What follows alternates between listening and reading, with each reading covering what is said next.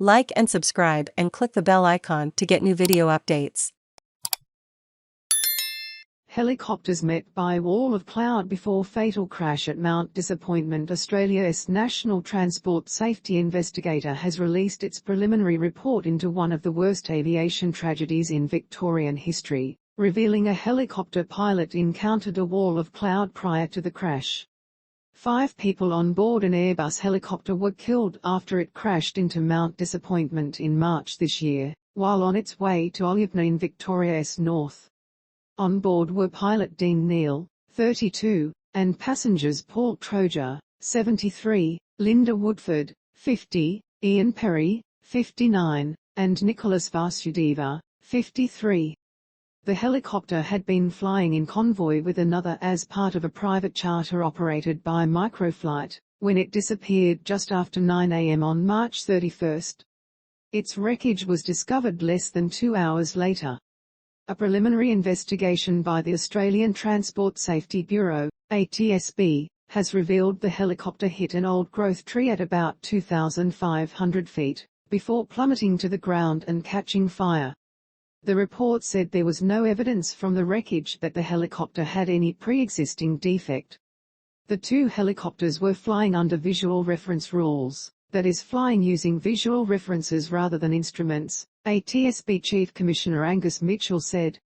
The pilot who flew the first helicopter told investigators scattered cloud coverage at 1,500 feet forced them to take a more direct route over Mount Disappointment to Ulupna, instead of flying the recommended route to Kilmore Gap.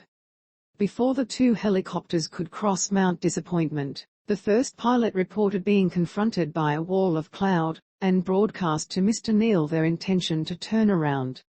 They believed Mr Neal may have been confused by the message and thought the conditions were safe to continue. Just before 8 a.m., the first pilot took a sharp left turn after broadcasting U-turn, U-turn, U-turn to Mr Neal. Moments later, Mr Neal's helicopter was seen flying below and to the left of the first helicopter. It would be the last time the helicopter would be seen before its wreckage was discovered. Passengers of the first helicopter, who had flown with Mr Neal before, told the investigation the 32-year-old pilot was very cautious regarding weather conditions.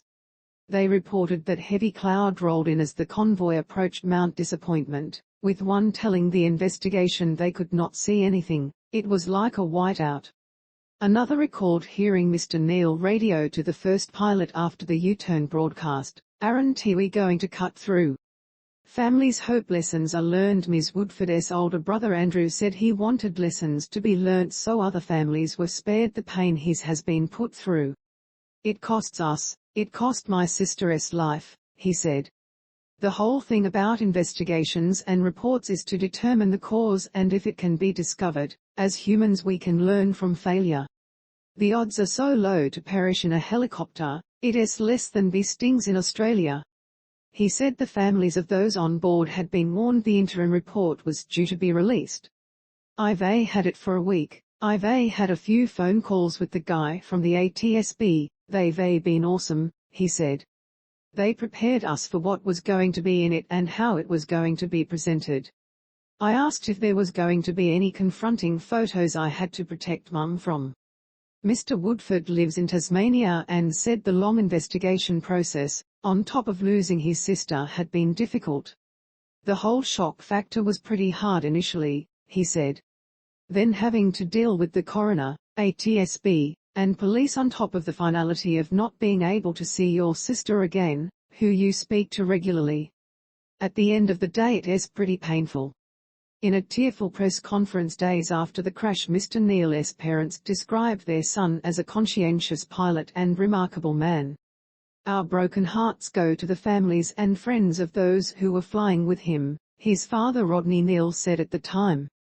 Among those on board were leaders in the Victorian meat and agriculture industries, including 2 members of agricultural technology business AxiChain.